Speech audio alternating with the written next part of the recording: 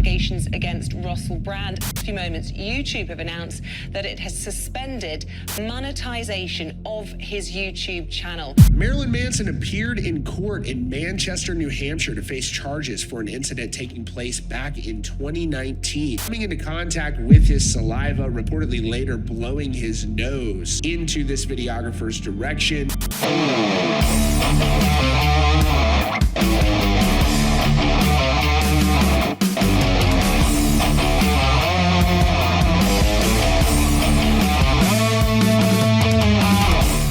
Ba-ba-ba-bum.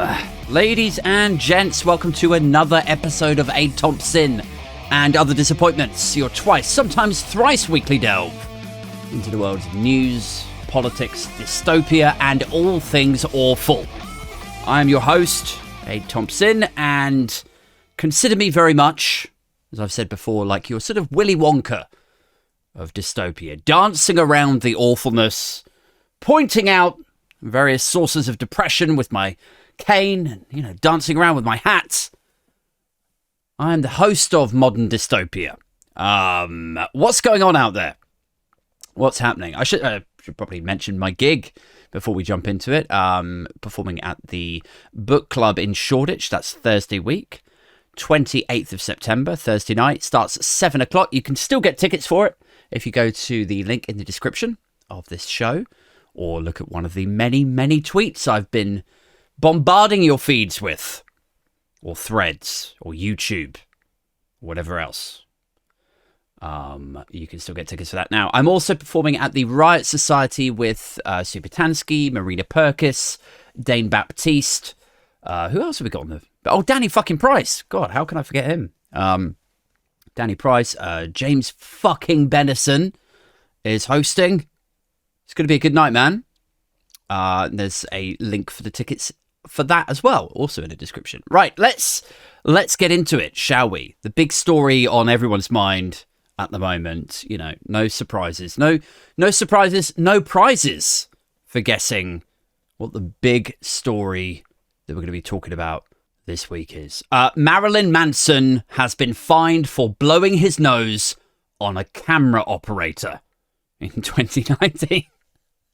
I mean, look, yes, it is a silly story, but it's not, Marilyn Manson and Russell Brand, they're not totally, distant media cousins, are they? They've both been accused of fairly horrendous crimes. They're both sort of dark, tormented, tall. I mean, that is pretty much it. I don't think Marilyn Manson has ever hosted Big Brother's Big Mouth. Just like I don't think he's ever had sex in a BBC dressing room. But I wouldn't rule it out. If he was on the bill for like Top of the Pops one time, like back in 97 or something, and he comes in with his gruff, growly, dark voice. That's how he talks. Marilyn Manson, I think, was the first, he was the originator. He was patient zero of vocal fry, if you know what that is. Like where people talk in a really low. Anyway, I wonder if you could help me up. Somebody blew the nodules on my throat and I haven't slept for 4 days. The kids had me up at 5 a.m. Like that's basically Marilyn Manson. Maybe he just hasn't slept in 30 years. Do you think if he actually slept properly, he'd just wake up all refreshed and just be like a happy, normal human being? Is that, it all adds up, doesn't it? He hasn't slept properly. It's made his voice go down really low and Barry White-ish, like mine does when the kids have me up at 4 a.m. or something. We should start a charity sort of lobbying thing. Just let Marilyn sleep. And he'll be a whole new person. Have him hosting Sesame Street in 2 weeks after a good sleep. Right. Anyway, where were we with this? Let's have a read of it. Even, do you know what? I wouldn't put it past the BBC if Marilyn Manson had sex in a BBC dressing room. It feels like, for a long time, we were able to partition that sort of behaviour, that blind eye treatment by the BBC. We were able to look at that that was something that happened years ago. You know, yes, Savile was disgusting, but that was decades ago, guys. Everything's moved on since then. You know, and now, obviously, with the advent of the real big story this week, the Russell Brand allegations, you know, those allegations, if they are to be believed, and let's just say it for the millionth time, he denies all accusations. But if they are to be believed, then the sorts of things he was getting up to in BBC dressing rooms, i.e., stripping himself down completely bollock naked and telling his PA or booker or runner to suck his dick, if that is true, that was happening after Savile. So not much has changed. So do I believe that the BBC could have possibly welcomed Marilyn Manson in, dripping himself in blood, telling BBC staffers to do God knows what? Yeah, I think it's possible. It's within the realms of possibility that they also share that in the many parallels that they share. Anyway, yes, so let's talk for a minute, shall we, about Marilyn Manson. It's one of these weird news stories that sort of pops up on the Sky News feed, and it just captures my attention. Firstly, because the picture that they've got of him, I don't know if you can see this on the stream thing, but the picture they've got of him is Marilyn Manson in a courtroom, right, looking very serious, looking very solemn, which is fine. You know, you don't often see a sort of, Prince of Death laughing his head off, but he looks quite solemn. And he also looks like he looks like Data of Star Trek. Like, when did Marilyn Manson project forward out of his sort of gothic 19th century kind of get-up into the 24th century or whatever the fuck Star Trek Next Generation was set? He looks like Data. Pale-faced and sullen and completely devoid of human emotion. I think it's fair to say. So that's the picture they've got of him. Let's delve into this, shall we? Very briefly before we get onto the brand stuff. Marilyn Manson, rock star fined for blowing nose on camera operator in 2019 concert. The woman who Manson blew his nose on during the New Hampshire concert said it was the most disgusting thing a human being could have done. Probably not the most disgusting thing. You know? I mean, I'm not congratulating him for it. I'm not celebrating that sort of vile and violent and disrespectful and misogynistic conduct. Absolutely, I'm not. But it's not the most disgusting thing that a human being could have done. I mean, this is a camera operator, right? But if you're talking about the staff around a gig and around that whole entertainment, live music ecosystem, I mean, you're talking about a guy who's been accused 5 times of sexually assault. 2 of them by the security guards who are presumably supposed to be protecting him from things happening to him. And he repays that favor by yes, let me grab your dick. Let me grab those dick and balls. It's just... I'm not mocking that that's happened. Obviously, that is terrible. Don't treat people like that. I'm just saying that in the grand scheme of things, in the vast and varied tapestry of disgusting things that a human being, that this human being could do to other human beings, I'm just saying blowing your nose on them is, you probably got off light. Glasses half full, I'm like that. I'm, very much a rose-tinted type of chap. Anyway, let's continue, shall we? So it says, rockstar Marilyn Manson has been fined and sentenced to 20 hours of community service after pleading no contest to blowing his nose on a camera operator during a concert. The 54-year-old, whose real name is Brian Warner, appeared in court on Monday and was charged with 2 misdemeanor counts of simple assault following the incident during a 2019 concert in New Hampshire. Manson pleaded no contest to the charge of nose blowing. Is that even a charge?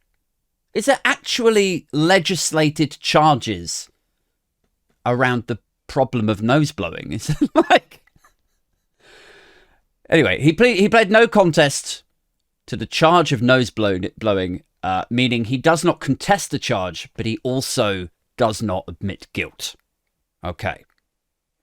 The plea was part of a deal that saw prosecutors agree to dismiss the other charge against the musician, which alleged that he spat on the camera operator. Okay, so there was spitting and there was also a bit of nose blowing, apparently. And through some sort of deal with the prosecutors, they agreed to get rid of the more serious charge of spitting on the camera operator. Like, how do you work that out? How do you decide that spitting is the more serious charge over nose blowing? Like, is spit worse than snot? I would have thought that snot would be worse, you know? And who the fuck is his lawyer? Who is advising Marilyn Manson to go, yeah, look, you've been accused of two things, Maz. One is spitting and one is snotting on someone. But if I were you, I'd admit the snotting. Wait, he's not even admitting it, is he? I'm sorry. He's pleading no contest to it, which means that he doesn't have to say that he's guilty of it, but he's also not denying it, kind of thing. But, like, who would advise you to kind of go with the snotting one? You know, like, the spitting, you could retrospectively kind of talk your way out of. You could say, yeah, look, I was performing on the stage, and, sometimes I get a lot of spit, saliva in my mouth, and sometimes people get in the way, staff get in the way, camera operators, security guards, whoever, and sometimes a bit, I do spit stuff, and I'm really sorry that on that occasion it hit somebody, and I'm so ashamed of my behaviour. Next time I'll be more careful. Like, do you know what I mean? I'm not saying that it's right that he did it or that he should be given the opportunity to talk his way out of it. I'm just saying, like, the lawyer... what fucking lawyer would say, yeah, just, go with the snot charge. That's definitely the easier one for people to accept. I don't know, man. Just seems like, it's weird, isn't it? That there must have been a conversation between him and his lawyer. Like, look, career-wise, Marilyn, there is no way back for you if you admit spitting. Spitting is just the lowest of the low. Career-wise, it's over for you if you admit spitting. Snotting on someone, we can talk about. So yeah. Anyway, he's been accused of some pretty horrendous stuff in the past as well. I'm not sure if you're aware of this, but he was accused of things that are at least in the same arena, if not very, very similar to what Russell Brand is being accused of at the moment by, I think is it Rachel Evan Wood? I hope I'm remembering her name and saying that correctly. Some very sordid stuff. And if you're familiar with his debut album, you'll know that he's also quite at least a performatively troubled soul, if not, an actually quite troubled individual.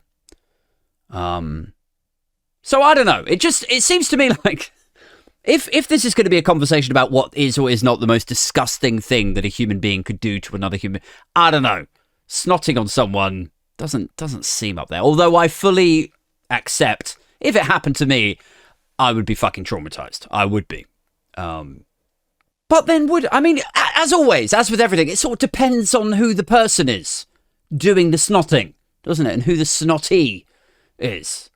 I mean, if I was at a Marilyn Manson gig, if I was a camera operator and I'm tired, I'm working nights, just loud music. I'm not even into this style of music. I'm just there to do a job. And I'm supposed to be at my mate's birthday, but I had to say no because I'm working nights. I'm here recording this stuff with a camera, and I've got this fucking idiot up here thinking he's the Antichrist, playing this music that I can't stand, and then to top it all off, he fucking snots right on my face. Like, yeah, I'd be upset. I would be cross if Marilyn Manson did it to me. But Mia Kunis, I would let her force feed me. I would let her waterboard me with her soiled bathwater. So it's just, everything's a spectrum, I guess is what I'm saying. And I suppose that's the challenge that feminism has, really, isn't it? It's like, I would allow Mia Kunis to treat me in a way that I would not allow a Marilyn Manson to treat me. I would keep going back for more. With Mia, she could kick me in the balls and slap me around the face, and I'd still be there at 1 a.m. begging to come in. Marilyn Manson, different story. And this is a sort of challenge that feminism and gender and consent and this whole conversation around Russell Brand and what he was allowed to get away with, the way that he was permitted, or at least blind eyes were turned with regards to the way that he treated women. And in a couple of instances, it sounds like girls, allegedly. Again, he denies all the allegations.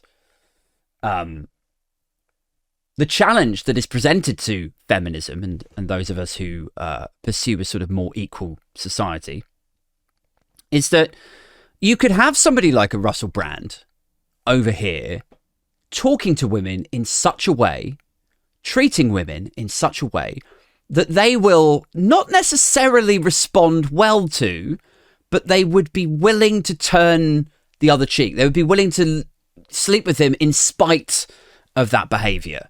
You know, not necessarily because of it, but they would be willing to tolerate it if it meant they got to sleep with Russell Brand back in the day. And then you have this whole subset of men over here who observe him treating women or girls like that, allegedly, and they mistake it. They're like, oh, well, that's how you get women. That's how you get laid. Look what Russell's doing. He's talking about his dick and his penis, and they're responding well to it. So that's what I'll do. I'll go over here and blah, blah, blah. And then it doesn't work for them. Women don't respond the same way because this guy's not Russell Brand or because he's not as ruggedly handsome or whatever. And then that breeds all this incel-y feeling of like, oh, they're just stuck up and, oh, they're joyless feminists. And I'm sad to say, I don't think that is actually a fixable problem. You know? You see, I told you I was rose-tinty and... glasses half full. I don't think it's fixable. And here's why. Because, I think it would be fixable, financially fixable, if we just funneled billions and billions of pounds into the British education system and we truly educated the next generations, the following generations, on things like gender, equality, consent, and so on. You probably could at least make a big fucking dent in the problem.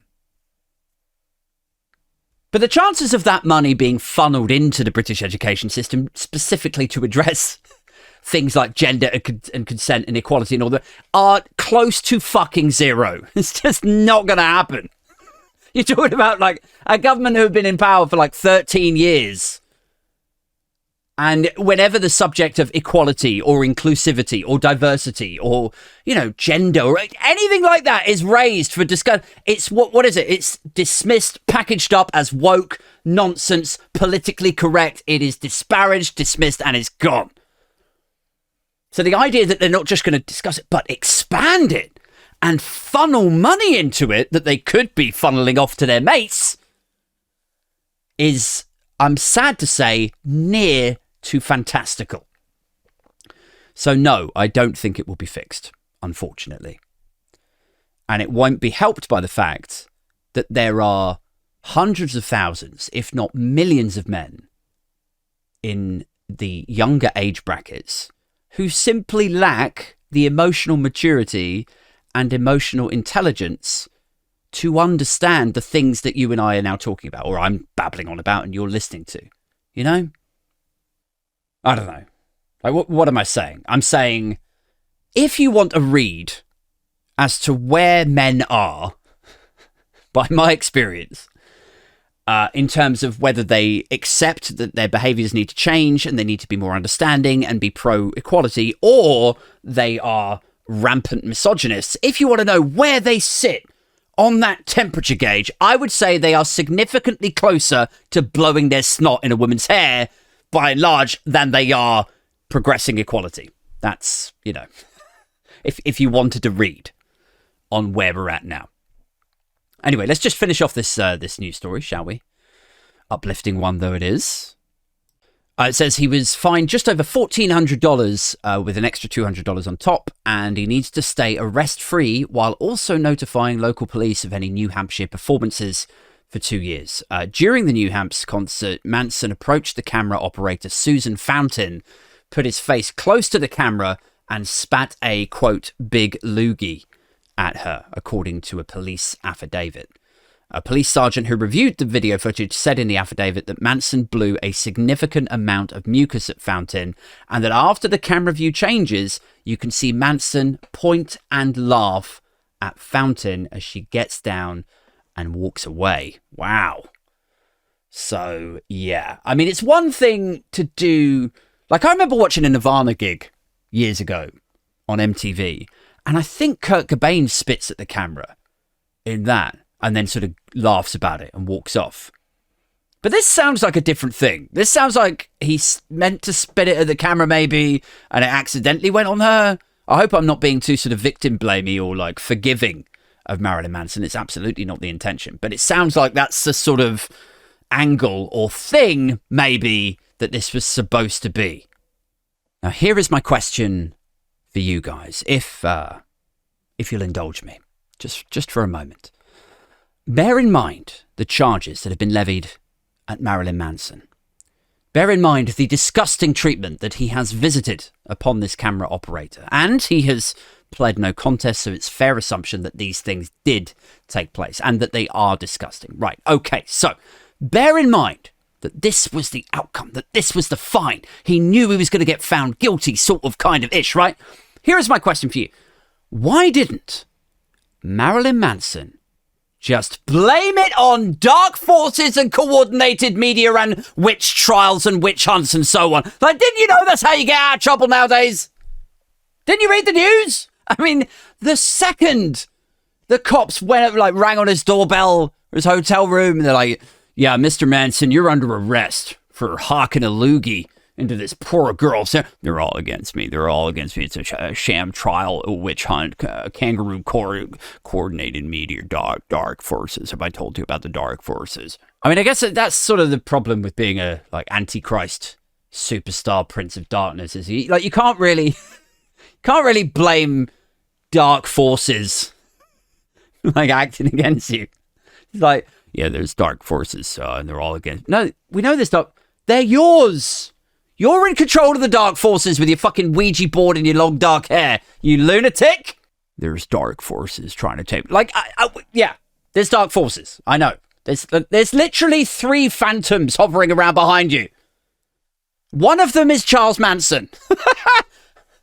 After whom you're named after. I mean, that's the thing as well. It's like, we're looking at this through the context of Russell Brand, who has, restyled himself as some sort of wellness cult leader over the last 2 or 3 years. Culty is a word that is thrown around when we're talking about Russell Brand, certainly over the last week. Well, there is no bigger, like, culty sort of Jesus or anti-Jesus kind of rock star than Marilyn fucking Manson with church-like followers. If anyone was ever going to, like, rally the troops from that sort of following, it would probably be Marilyn Manson. Named after a cult leader and all. I don't know. Real missed opportunity there, maybe, for his legal team. Not a massive fan of his legal team. Couple of missed opportunities there. Although, do you know what? I like the idea that back in the day, when I was like 17, Marilyn Manson was like on the up, man. His first album was gigantic in sort of rock and metal circles. And I think from memory, maybe it was the first or second album, there was a track on there where he's literally just like hurting himself or something, or hurting his fan because his fan is begging him to hurt her, or like it's really fucked up stuff. And it was like a sort of church-like follower. He's very culty. I'm not exaggerating that. He called himself the Antichrist superstar. He had people picketing outside his gigs and stuff. Like, you know how gaudy America is, right? He had like church-going families outside his concerts going like, cancel Marilyn, get rid of Marilyn, he's evil, he's the devil.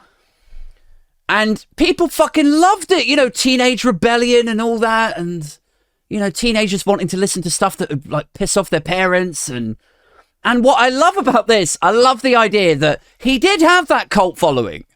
People really did adore him in a cult leader, my favorite artist kind of way. But what I love about it is that now I'm 42 now. So even though people still buy his tickets, go and see him in New Hampshire, in the middle-class suburbs of New Hampshire this weekend, it's Marilyn Manson, Even though people will still buy a ticket to go to see each other, most of us are, I'm a fucking dad. I'm an IT guy now. I got a job, a mortgage. I'm not taking the day off to go and support you outside your courtroom for your shitty hockaloogie charge. Get the fuck out of here. I don't know. Like, I love the idea that, like, somewhere in New Hampshire, there's, like, 2 aging rock fans, two old metalheads. And the one guy still takes it really seriously. The one guy's just like, did you hear about Marilyn? Like, they're dragging him down to the courthouse. We gotta go. Get your shoes on, man. We gotta go to the courthouse and show some love, support for the leader, for Marilyn, man. You're coming too, right? The other guy's like, nah. Yeah, I don't know, man. I've got the kids, and I gotta get some shit done. I gotta mow the lawn. It's just a lot, I got a lot on at the moment, Hank. It's just the thing. I'll buy a ticket once a year, and I'll put the wig on and the makeup. Yeah, it's fun. It's fun to get out, go and see a band. That's enough. That's enough for me. What are you talking about, Buck? We love Marilyn. That's what brought us together. I know, Hank, but I'm 47 years old. I'm 47. It just doesn't feel like teen angst anymore. Anyway, from one angry, dark, tormented piece of work to another, we obviously look at the latest developments in the Russell Brand situation.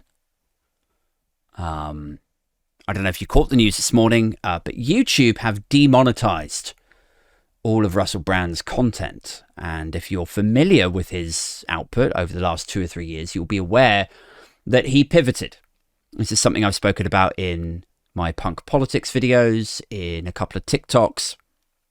But it was my sort of hypothesis that about 2 or 3 years ago, he pivoted, that he knew something like this was coming, and he needed to make a lot of money very quickly. And so one way of doing that was to use his fame and start pushing out these videos that get a high number of views, but are substantially kind of nonsense.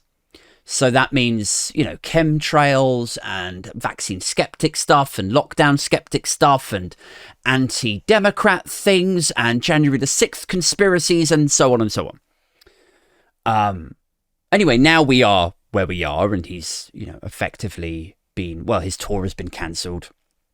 His management, as I understand it, have dropped him. And now YouTube is the latest conglomerate or institution to distance itself from him. So all of the stuff that he's put out over the last couple of years with a view to generating this income, if we are to believe my hypothesis, which is that he did this stuff specifically to make hay while before it rained, then that tap has now been switched off. There will be no further cash coming in from YouTube, which some academics, some specialists have estimated could have been bringing him in as much as £1 million to £2 million a year. So YouTube have demonetized him. And I honestly feel somewhat conflicted about this, because I don't want to buy into the whole cancel culture. We got to stop with the cancel culture, man.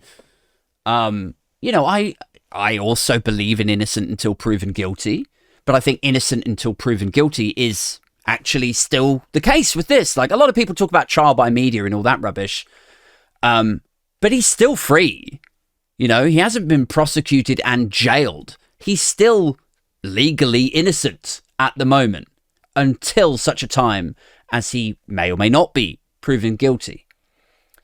But it does leave me with a slightly bad taste in my mouth that effectively you could be accused of something and it could be complete horseshit, And we're going to try very carefully here not to venture into the world or realms of, believe all women, or that women would never lie and all that.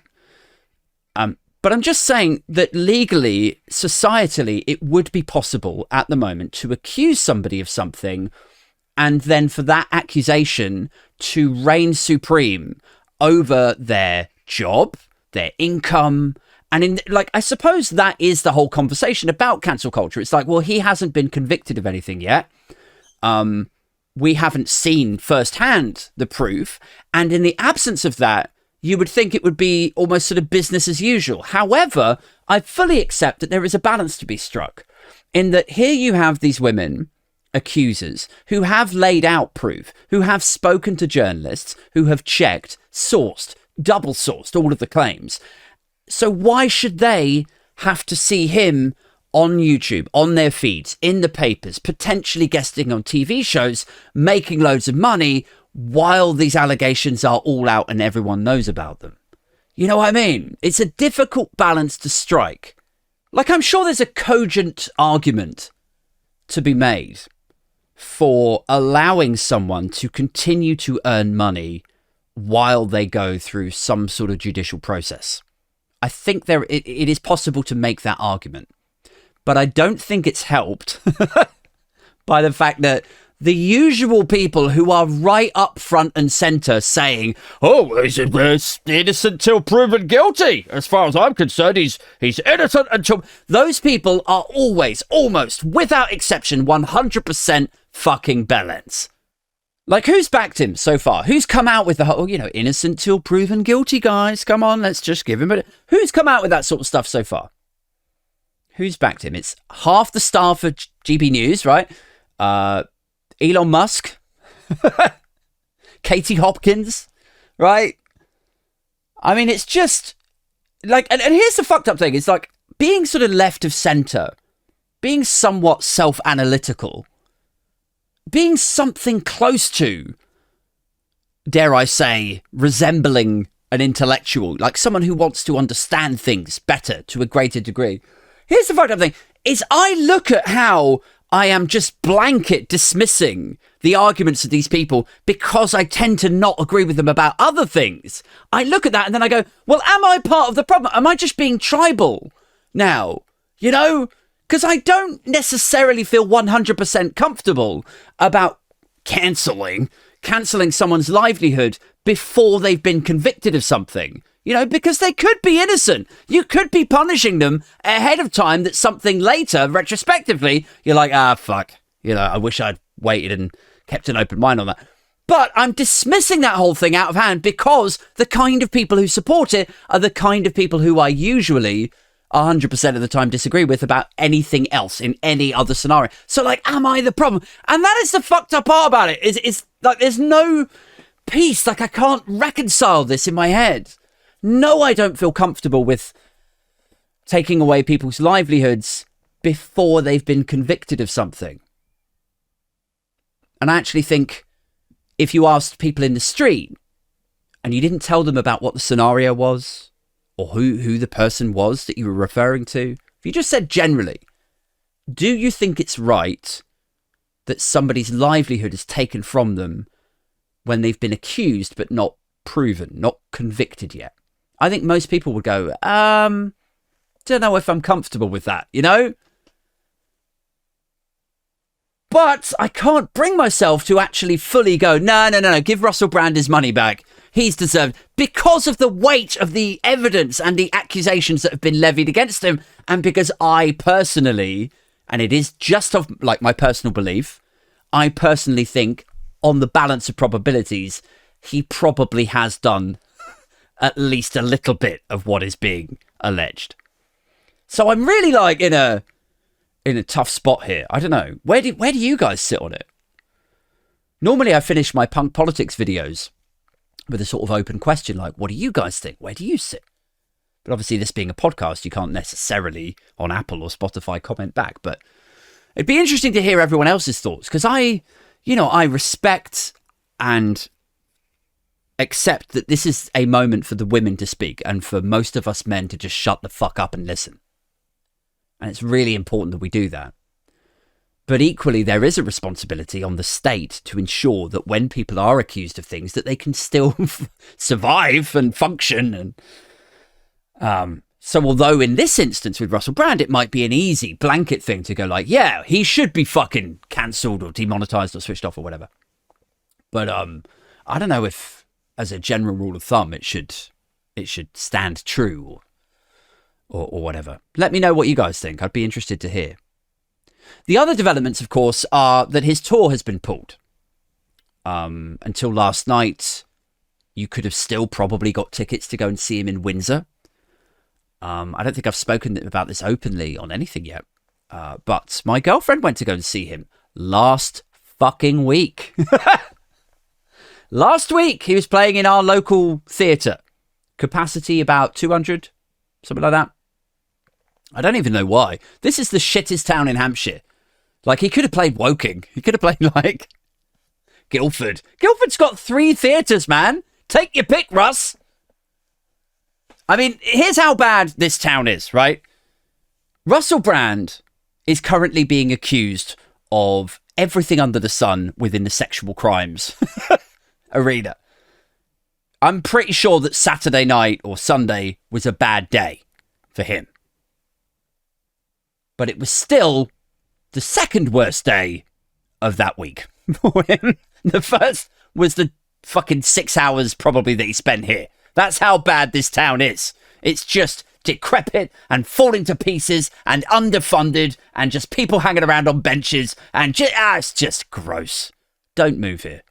I'm like the opposite of a tour guide, you know, or like some sort of like welcome. Yeah, move your business here. Come and live here. Bolster up the numbers. It's more tax and we'll gentrify that. I'm like, you need to stay the fuck away from it. Save yourselves. Save yourselves. Stay away from Aldershot. But yeah, so his tour was cancelled. My girlfriend went to go and see him last week with a friend. I stayed at home looking after the kids. And then this story broke over the weekend. I said to her, you're not going to fucking believe this. She's like, what? I said, you saw Russell Brand Thursday night, I think it was. I said, this massive expose has just exploded in the Sunday Times. It was like Saturday night that they published it, though. I said, check the Sunday Times, like the Times website now. And I said, there's a Dispatches thing on. Like, we should watch it. And she said, this is so weird. Because in his gig the other night, she said he was doing loads of material about being a dad and this stuff. And he didn't talk much about, you know, anti-vaxxy stuff. It was more sort of, you know, just laughing about him being a father. But he did make mention, apparently. So says my girlfriend. She said that, yeah, he said something in there about like, yeah, see that, like I won't do the impression. Apparently he said the papers don't like me much, you see.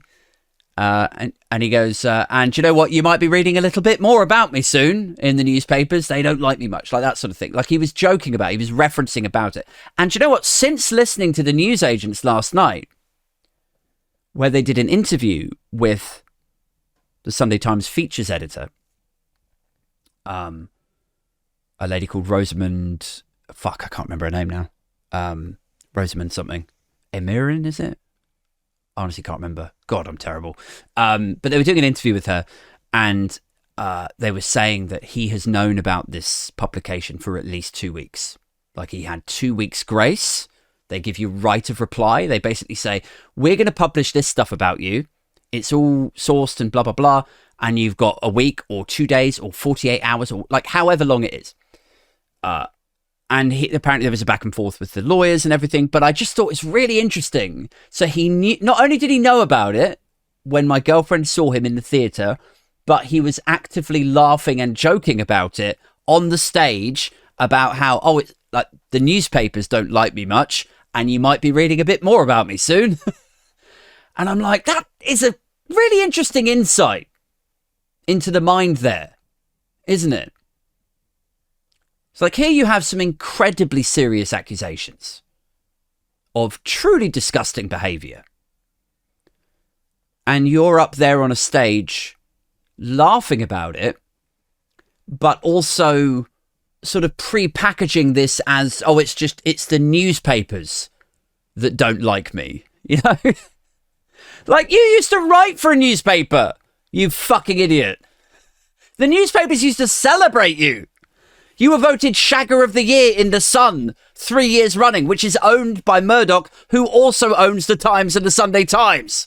So what is it that's changed between then and there? It's the newspapers that you don't like. Why don't they like you, do you think? They just suddenly don't like. I wonder what the variable could be there. You know, it's difficult to take this perception, which I'll just sort of go through in a second. It's difficult to take this perception from Russell Brand when he does this stuff because he's so articulate and so flowery with his vocabulary and very expressionate. It's difficult to come away with this perception, but it is exactly the same as the perception I come away with when I talk to really emotionally unintelligent people. Like people who not just make up a bit of a story to cover for their own failings, but people who lack the intelligence to know that you would be able to see through that story in a fucking second. Do you know what I mean? The kind of person that's like, it'll be a friend of yours who has gotten really into booze or has developed a cocaine habit or and it, you know, obviously it would have caused them problems at work.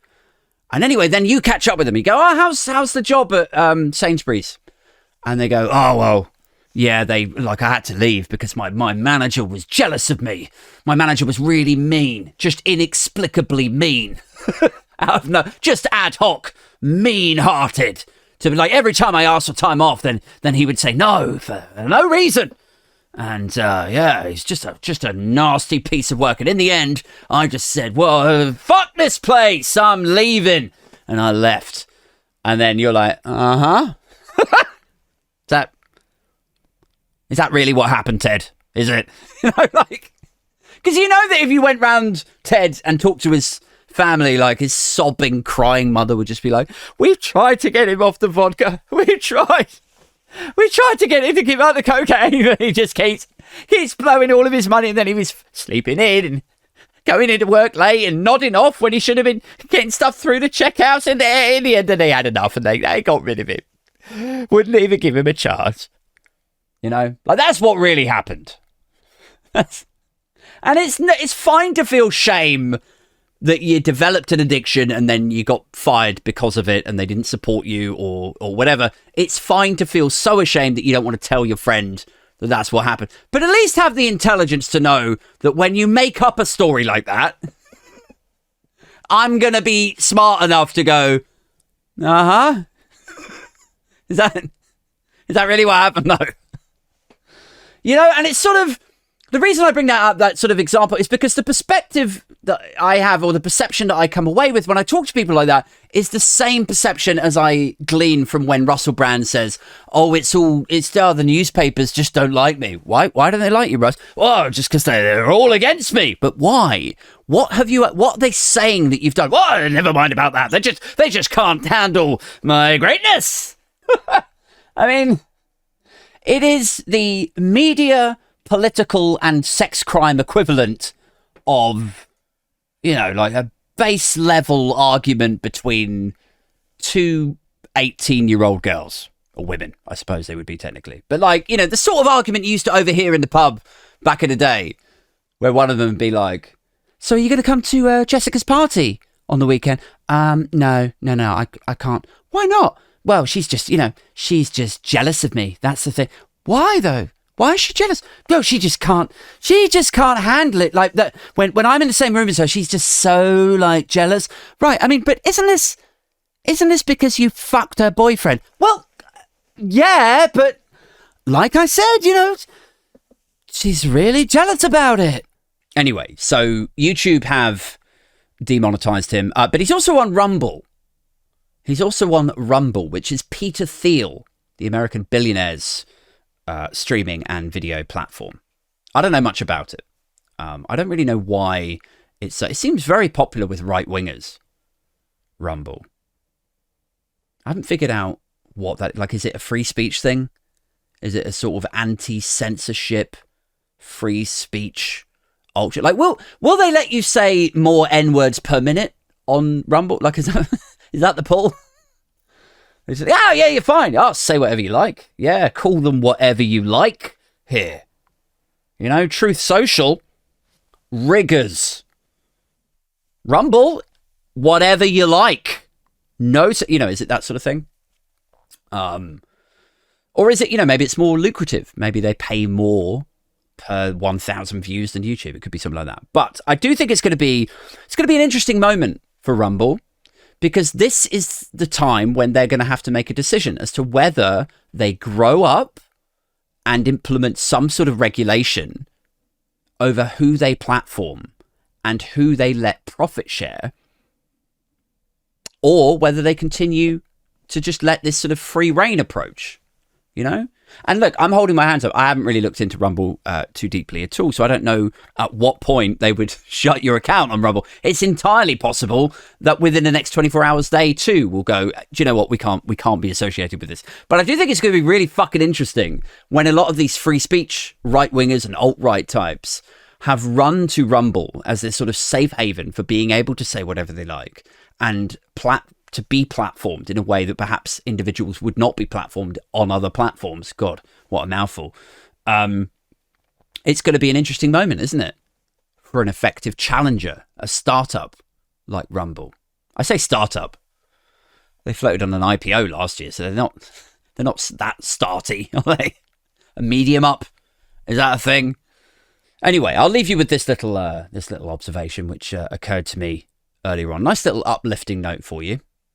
For me to leave you. It's not very characteristic of me, is it? Like, normally I sort of leave on a right downer or a bit of a joke that harks back to something earlier in the podcast or whatever. But here's something that occurred to me earlier, right? A few years ago, I looked at Russell Brand as a sort of, not an idol, but as a blueprint of the sort of media / comedy / politics-y kind of thing that I would like to do. I didn't go down the same alt-right route as he did. I don't want to do that. But in terms of the industries and output and the entrepreneurialism of him, I did actually sort of look up to him. This is until about, I don't know, a couple of years ago. And maybe to some extent more recently than that. I don't know. But I remember thinking like, God, if I could just do, he does stand-up, he does a little tour. And then I saw he was putting the feelers out for doing his festival thing, which is a wellness thing, which I'm not really into, but I would happily construct a festival. It's one of the reasons I get involved in doing my live show, which is next week. Quick plug. But also, so there's the live, like the comedy stuff, maybe a little festival, and then do the podcast and the podcast. This sort of triple-pronged approach to entertainment, to putting out stuff and have it monetized and all that. And I saw the way that he had monetized his podcast and I was like, cool. And I saw the way he was doing like gigs and stuff. I was like, oh, that'd be cool. And then I saw the festival and I was like, that'd be good. If I could just get a career like Russell Brand's, then wouldn't that be something? And anyway, now I'm, looking at the news today and I see that, he's got no gigs in the diary. He's been demonetized on YouTube.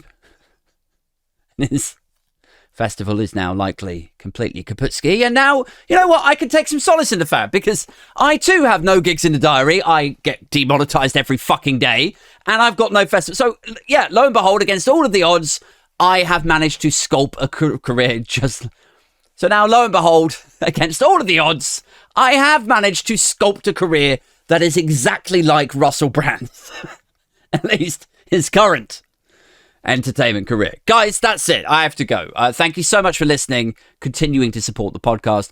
Big shout outs to the Patreons. Looking forward to meeting as many of you as possible on Thursday night. If you haven't got a ticket for that, please do check out the link in the description. If you can't get to the Thursday one, like the September one, I'm appearing at the Riot Society with Danny fucking Price, Super Tansky. That's on the 10th of November. It's in Tower Hill in London. Also appearing will be Marina Perkis, Dane Baptiste, and James fucking Bennison. So yeah, grab yourself a ticket to that. Until next time, take care of yourselves. Keep it strictly #Binfluencer. And stay booge. I'm out.